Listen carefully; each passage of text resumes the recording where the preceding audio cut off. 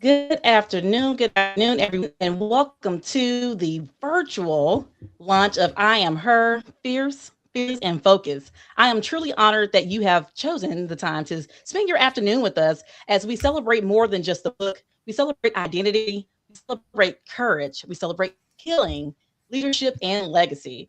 My name is Dr. Jocelyn McDonald, but known as Dr. Mac. I am the visionary author of I Am Her and the publishing director of Mac Media and Publishing, which is a boutique publishing company committed to amplifying voices that shift culture long after the pages are turned.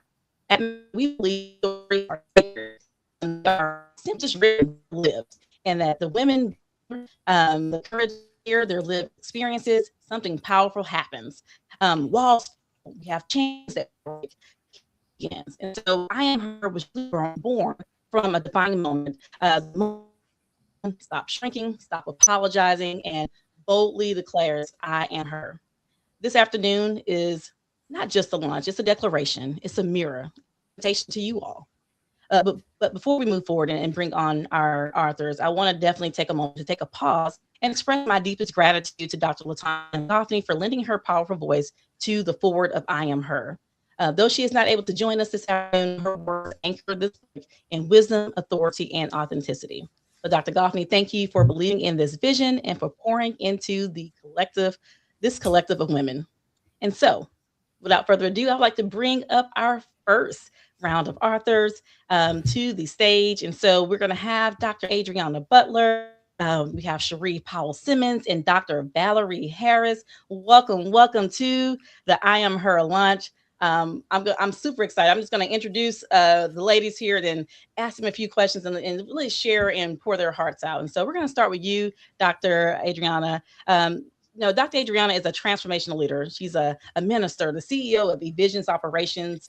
She empowers women to move forward with courage, with faith, and with clarity. And so, Dr. Adriana, if you can just share with us what inspired you to share your story in I Am Her, and how has your journey shaped the person you are today? Well, thank you, Dr. Mack, first of all, for this opportunity.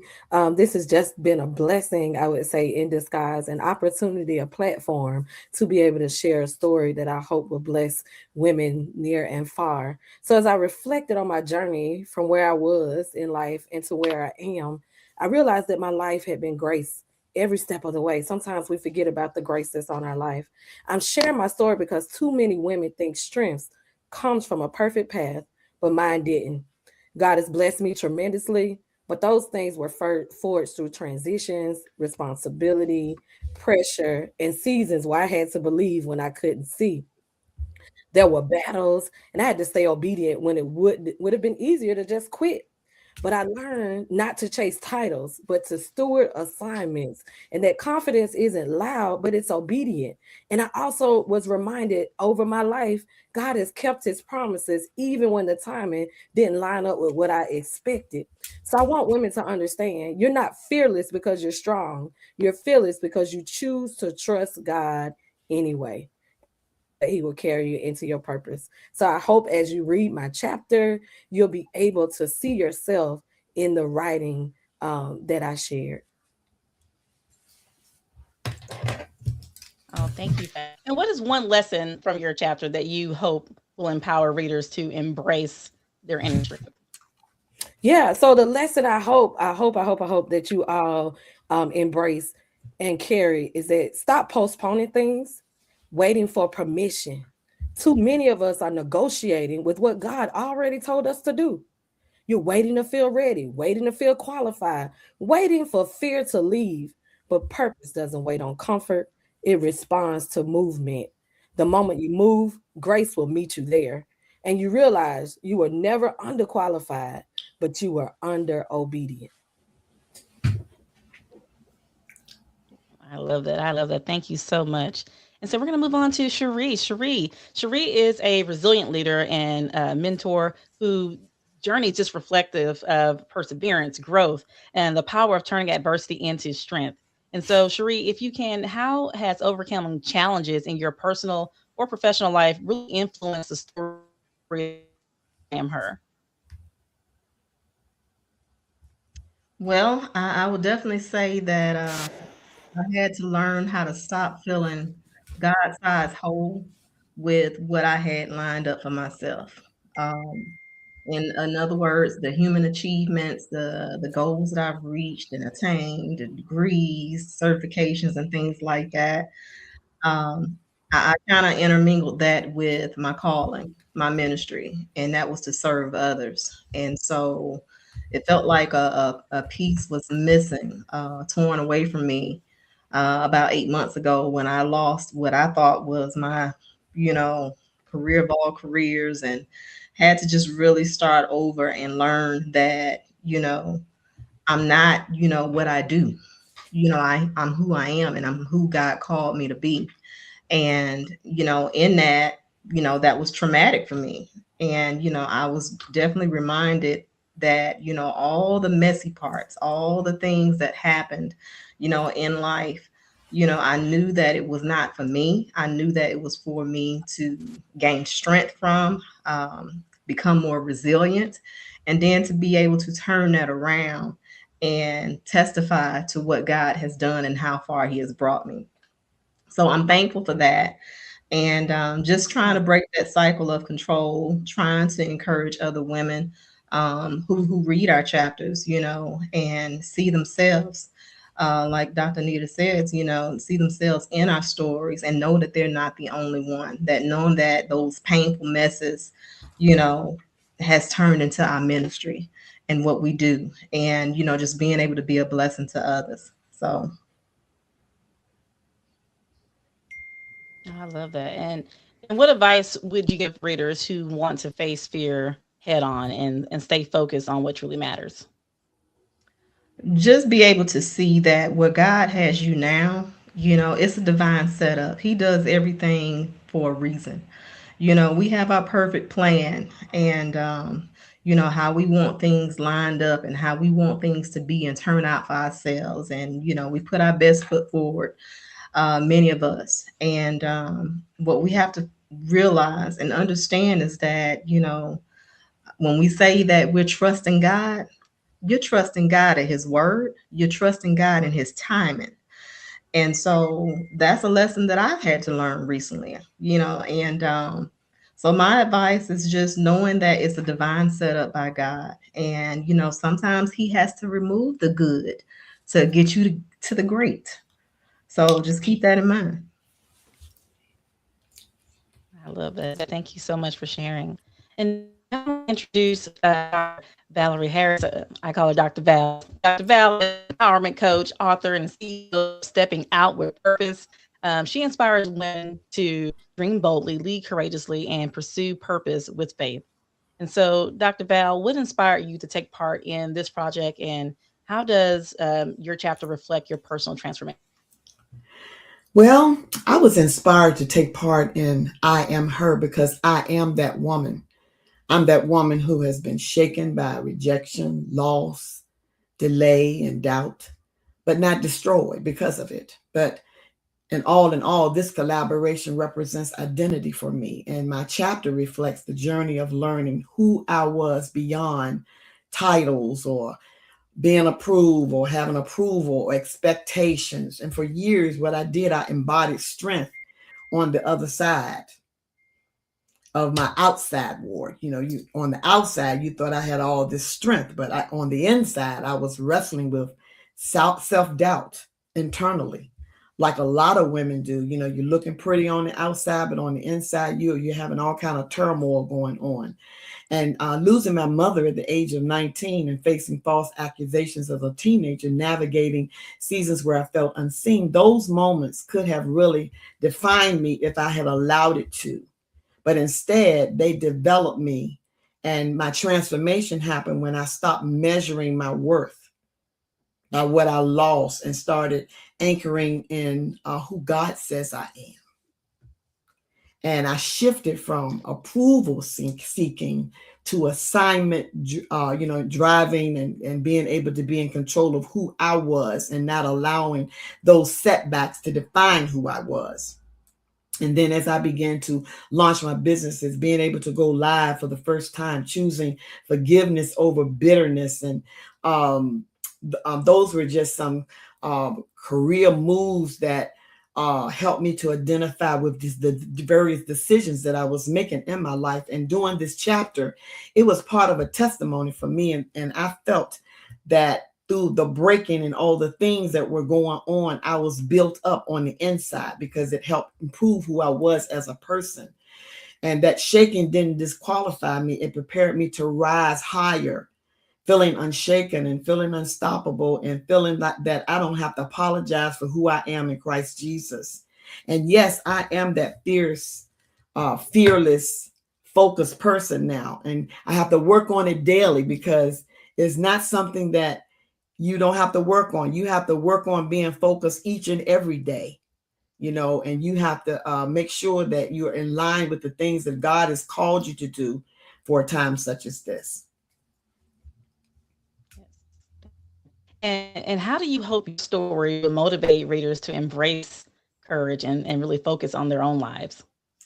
Well, I hope my story gives women the permission to move, even when they don't feel ready. Because if you think you're going to be ready, you will not move and you will not make a decision. You have to step out. Because so many women are gifted, but they're circling. They're waiting for clarity. They're waiting for confidence and confirmation from other people. We have to stop doing that. And I want women that are listening, stop waiting on other people to help you make a decision that you need to make yourself. And my story shows that breakthrough doesn't arrive with fireworks. It arrives with you making that one decision. And I want my readers to understand that well. And that delay is not denial, it's development. And when we're in those silent seasons, it's not for punishment. We're being prepared during those seasons. And I want women to know that you are not behind. You're being built. Especially in those silent seasons, you're being built, and God is filling you up with the things that He wants you to do so that you can impart those things into other people. Because whatever we have gone through is not for us. It's going to help that one woman to know that if she made it, I can make it too. And so courage is not the absence of fear. It is obedience despite it. And focus is not intensity. It is alignment with the assignment that you have been given by God.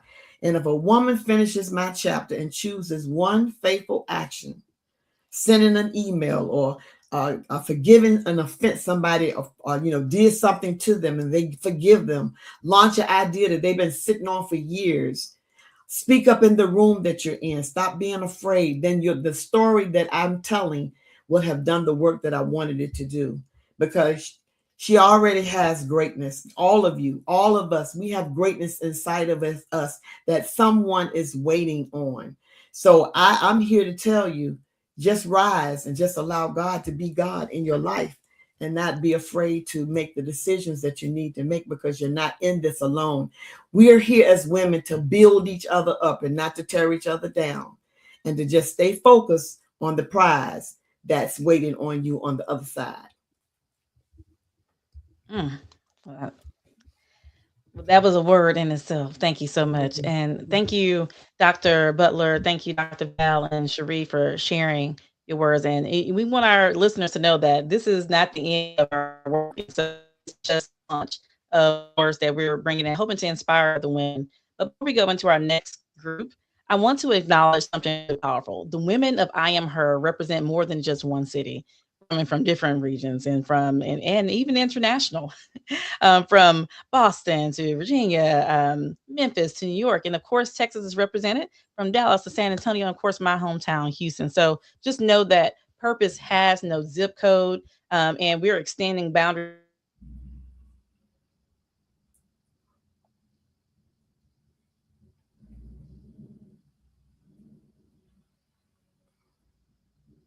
Thank for time and commitment that you guys have put into this project to make this so purposeful.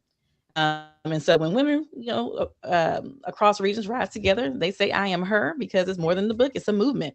And so with that, we're going to move to our next group of authors who I'm excited to introduce. So coming to the stage now, we have Sindele, Dr. Anita Lewis, Vonlecia Deshae Davidson, and Tanika Robinson. So thank you guys. Welcome to stage, and super excited to have you here. I'm going to start off with first introducing Sindele.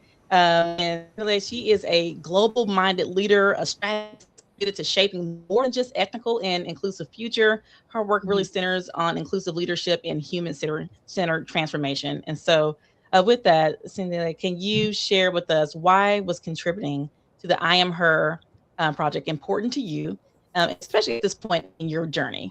Yes. Thank you so much, Dr. Meg, for this initiative and all these amazing, phenomenal women that are in this space. Um, my chapter in this book, it says, guided by the wisdom of our mothers. It is a tribute, it is a celebration, and it is a remembrance of my grandmother, my mother, and all the amazing women who had to endure so much for my growth. And for that, it has been I've walked in boardrooms, I've walked in spaces wherein they were not designed for a person of my color and let alone my gender. And I had to unapologetically own that space and also not needed permission to be myself. So my chapter is about um, owning your identity and redefining your leadership as a woman and building on the resilience of our mothers who had to endure so much. And their resilience is in our DNA. And it was in that spirit that I am because of them, my ancestors who've gone before me. And I am because I owe it to myself to pay it forward for our generation going forward. So it's more about how redefining our personal identity in this 21st century, and also understanding that as an individual, I am not existing just as an individual, but I'm part of this collective. This I am here is exactly that, a collective of inheritance, a collective of leadership, a collective of shared identity. And we're saying we are shaped by relationships. Leadership is not in isolation, but it is shaped by relationships. We're shaped by relationships of our mothers, of our ancestors, of our communities, and even those who are not yet born. So I am here, for me, it was a space of elevating and acknowledging that continuity of our ancestors. And we're saying, how are we honoring those who came before us?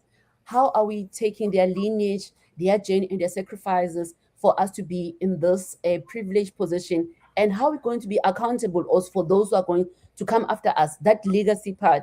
So this was a space where we're living in a world that glorifies a lot of individual success. So the book and my contribution was a constant reminder that relationship is not just an individual. We have to be part of the community. We have to embrace humanity, compassion, and oneness. And when you embrace that, then you know that as a leader, your success should not come at the expense of others. So this was the question. Now became not just who I am in this community, but who am I becoming for those who have come before me, and also what legacy am I leaving for those who are coming after me. So this was a really, at that point, saying I needed to leave something. How am I going to these spaces and owning it? And also how not to shrink as a person and rise up, because our ancestors, they really, really had to pay it forward for us. How we building a collective community with values of oneness and become stewards of wisdom and knowledge and an act of remembrance. So this was where I have been. And building that legacy, I'm ensuring that our daughters inherit not only opportunity, but they are grounded in the sense of their value systems, not only in ambition, but also they know who they are. Because when you know who you are, it doesn't matter which platform you find yourself in or the challenge that you face, you'll always remain grounded, and you're able to shape that future of your identity, but also leave something for the future, for those who are to come after us. I love that. And how do you hope your chapter will inspire readers, or just inspire just from us, connecting back to our roots and thinking about those before us? But how do you hope your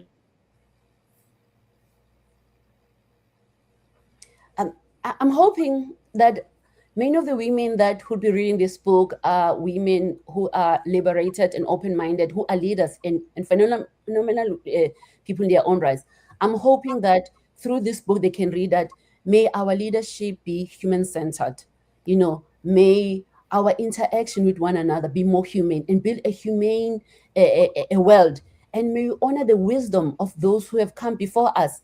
And even when you are in moments of doubt and also be challenging situations, may that spirit of resilience and know that you are worthy as an individual and you don't need permission to belong.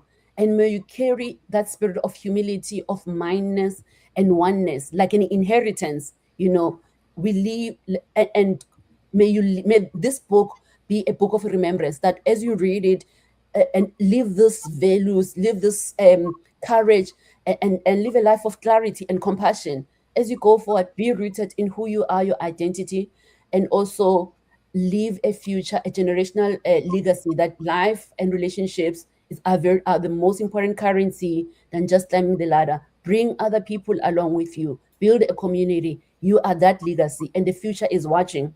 So it is upon all of us to make a difference. Oh, I love that. I love that. Thank you so much for sharing. So we're going to move on to Dr. Anita. Dr. Anita is an award-winning author and storyteller, passionate about culture, curiosity, and connection. She inspires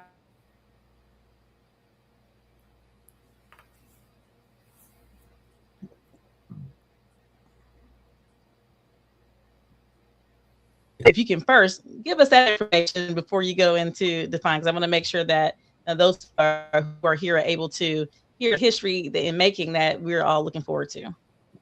Okay, I missed part of what you said, but I think you're asking me to tell you that this time next week, I will be attempting a Guinness World Record for the world's longest history lesson. So I will be attempting to teach for 2 straight days on African and African American history in observance of Black History Month, and also in constant protest of the marginalization and the albeit erasure of our contributions to this country, to the nations, to the world. So it's my way of saying, look and see the brilliance that we are. Don't underestimate or misunderstand that we don't just exist, we excel. So I'm looking forward to taking the stage next week and showing what and who we are, and giving pride to everything that our ancestors have done to put us where we are today. So thank you for allowing me to say that. Of course.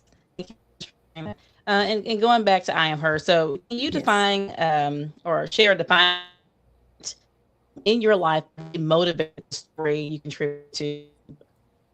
Yes, of course. For me, that would be my family's quote unquote fall from grace, when for financial and family reasons, we lost our home and were forced to move to the projects. And that could have been a setback, but it turned out to be a setup for success, because instead of seeing it as a negative, the neighborhood, the community embraced and encouraged. And what could have, like I said, what could have been a setback turned out to be a setup for success. So without giving anything away in what I put in my chapter, just know that everything that happens is not always what it seems. And if we look for the light in our situation, we can find it. I love that. And what is one key takeaway from your chapter that you hope readers will carry into their own lives? Something similar to what Sindele was just saying about the past. What I want the ladies who read my chapter and the book in general is to understand that your past does not define you. It prepares you. And if you look for the lessons in the things that are occurring, that you can find what you need to propel you into the future. So one of the things that I always say is employ the past, be it your past, be it the history of your neighborhood, your family, and so forth, but employ those past lessons and use those to educate the current situation, be it you, your children, or whatever. Me being an educator, I employ the past to educate the present so that they can be empowered and enhance the future. So if that's one thing I want people to come from when they read it, understand that my past did not define me. It prepared me so that I could build my present and move into a much better future. So like I said, your past does not define you. Use it to prepare you for an even better future. So that's what I would like for them to take away from my chapter.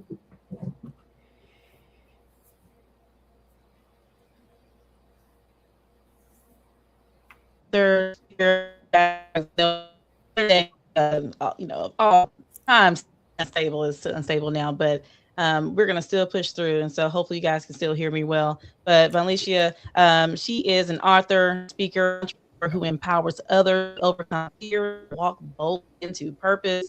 And so if you can start with sharing, how has your journey, courage, resilience, or focus influenced your chapter in I Am Her? So my chapter is completely about my experience and seeing face to face. You hear people talk all the time. And if you've been around any elders, you'll hear them tell you about how there are dreams buried in the cemetery, right? People die with their dreams inside of them. They don't see them through.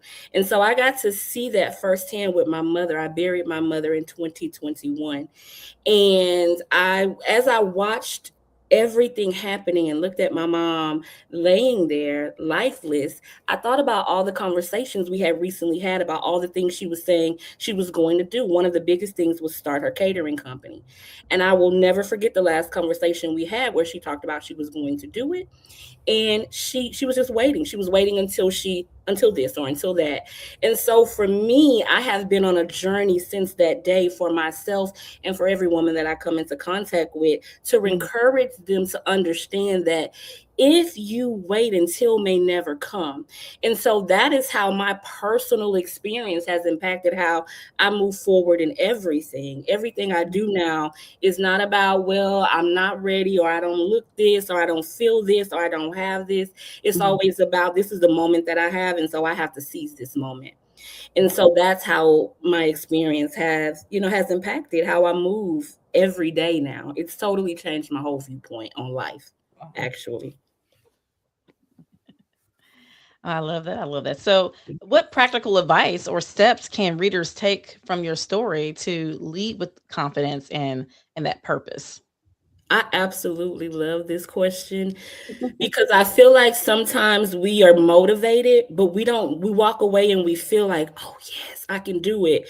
But what do I do now? I'm motivated, but what practical things or what can I implement? And so for me, I tell my daughter and I tell every young woman that I come into contact with that your brain believes whatever you tell it. And so I believe that the first thing that we have to do is begin to talk different to ourselves. And so I would say today you can write down, what is it that you're putting off? What are you postponing? What are you waiting until to do? And then write down why. Why are you waiting? Because is it weight? Is it money? Is it fear? Whatever it is, and begin to reframe your thoughts. And in these days, good old Chat GPT, you don't even have to call nobody anymore. Put it in chat. Chat, I'm not doing this because help me reframe my mindset. Give me 10 affirmations that I can talk to myself, as can say to myself every day, and begin to do those things and begin to move even in an imperfect state. It's never going to be perfect. You're never actually ready, right? You do it. You just heard Dr. Mack talk about that we are moving forward, even with technical difficulties. If we said we got to wait until everything's working perfectly before we go live, we wouldn't go live. So you have to move forward no matter what. So that would be my advice, what you can do right now today. And that's true. I think a lot of times, I'm feeling, I know we have time and we have our next, but I love that sometimes we try to be so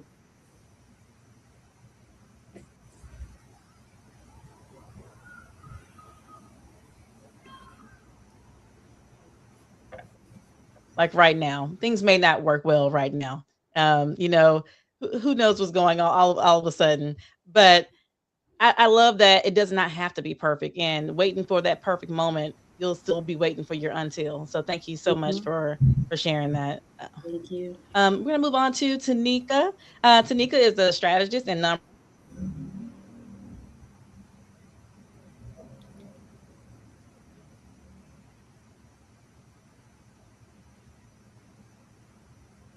your contribution I'm gonna re-ask that again. What personal experiences shape your contribution to I Am Her and your approach to leadership or life pivots? Well, first, I want to start by saying and echoing all of the panelists here. Thank you so much for starting this initiative so that we can have this platform to share personal and professional happenings that have inspired us wanting to contribute to this and talk about alignment. Everything that Dr. Davidson said is what inspired the chapter that I contributed. And really, it was a reckoning that happened in the workplace. And, you know, for many of us as professional women in education, you know, we're often confronted with scenarios and things that question the legitimacy of why we're in spaces. And for me, it was early on in my leadership journey where, you know, I worked so hard to achieve this status working in the school district, and everything and everyone around me seemed to be counteracting where I was, you know, undermining things that I was putting in place, sabotaging, you know, initiatives that I was trying to put forward.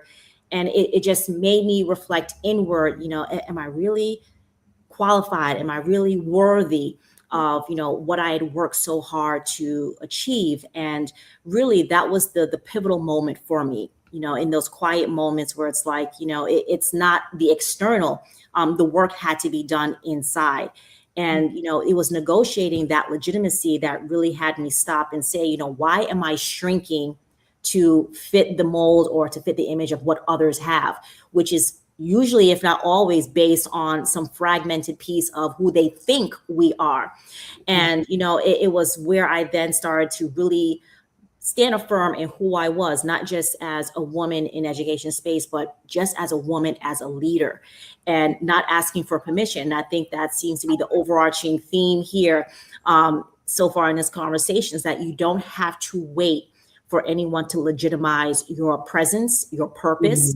And, you know, what is it that you are leaving, you know, to follow what our sister said earlier in terms of leaving legacy behind and making sure that the tough imprints that we make in being the first is not in vain, because it helps in the path of those who are coming there behind us. So for anyone who is going to read the chapter, you know, really taking that piece that, you know, that humility is not from the hiding, is about just acknowledging that, you know, where I am and where I'm supposed to be is divinely ordained and purposed.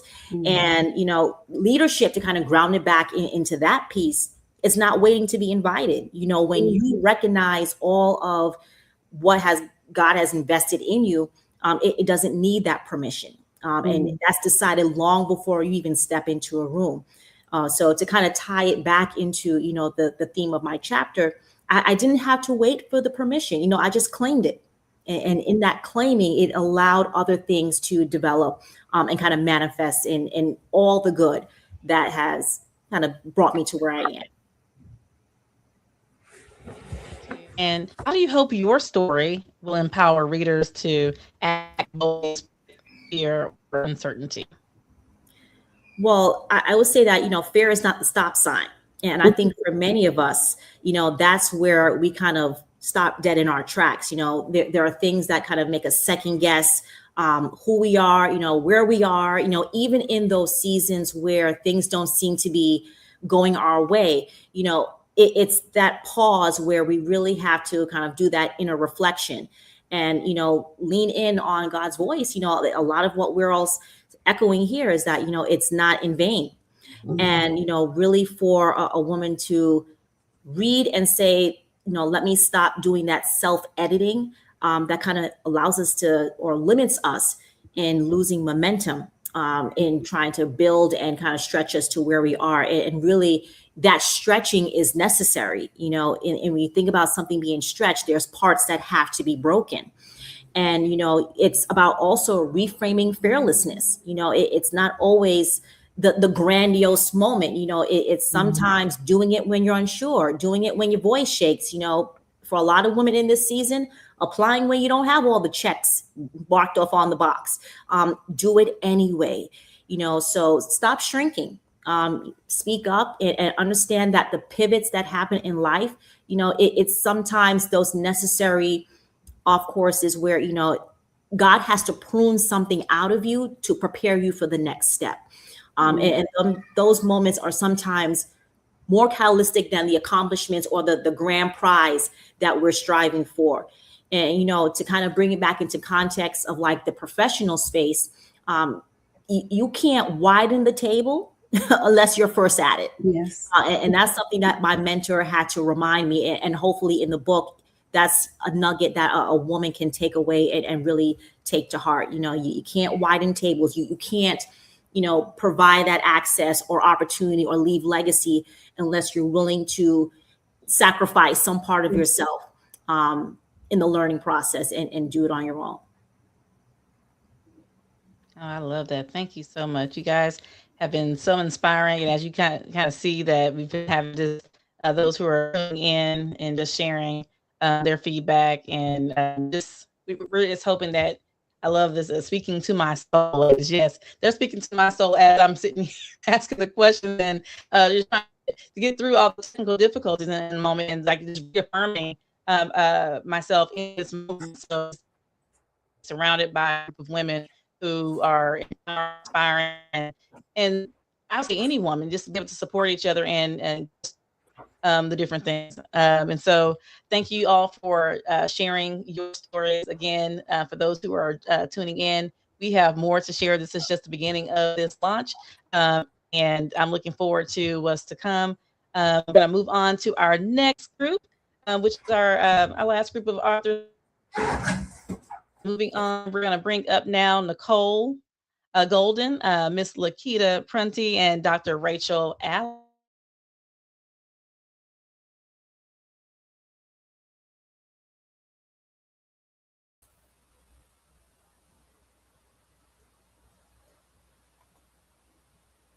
All right. So Nicole is affectionately known as Miss Golden, is a survivor of vision, whose life reflects really faith and transformation.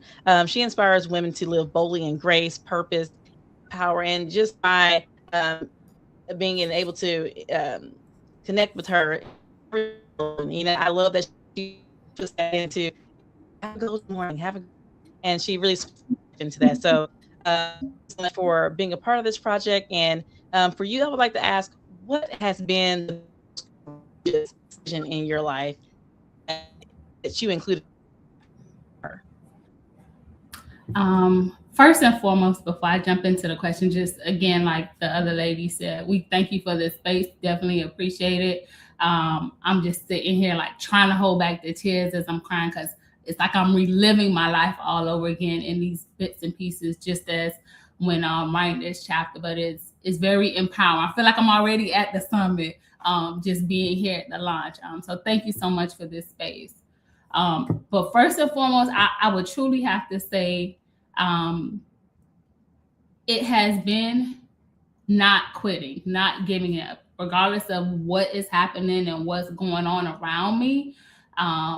Just kind of living through it and just knowing that and believing that greater is coming on the other side. And I know it sounds cliche to say it when things are good and you're finding you're in a great space, but that kind of faith comes from kind of like just talking yourself through things, having the courage to continue to move forward and not giving up.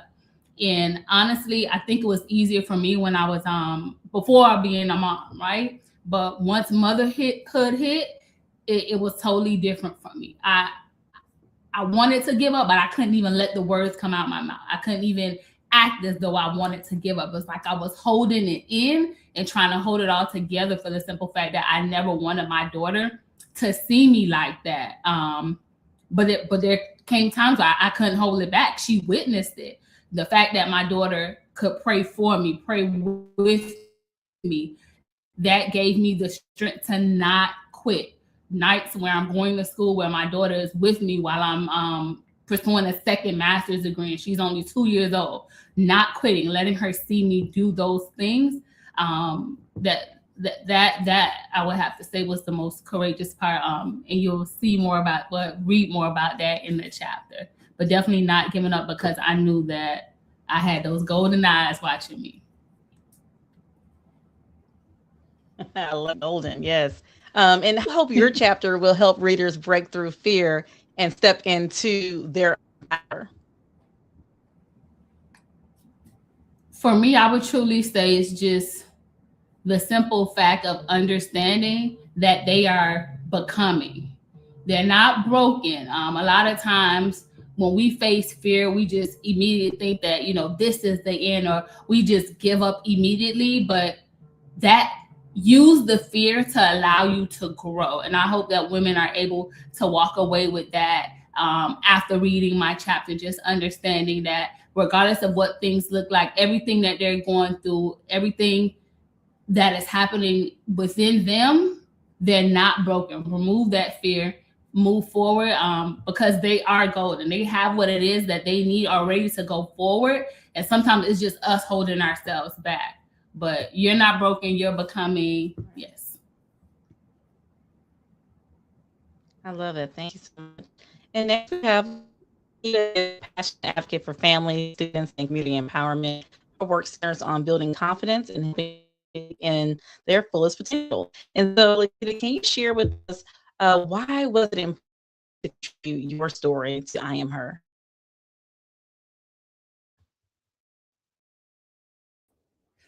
First of all, I want to say I feel so empowered. My spirit feels so full. Like I feel so joyful right now just to hear everyone's story. It was important for me to take part in this book because I want to help to transform and build other women up. I've always had a passion for helping people. And sometimes when you're in certain spaces, you don't feel like you are her. People make you feel like you are not her. But I've had to realize that through this journey, especially over these last 2 or 3 years, that I am her. Each morning, I choose to get up and stay focused and keep moving forward. That's what makes me her. And I want other women to know that they are her, no matter who you are, what your job title is. That doesn't make you.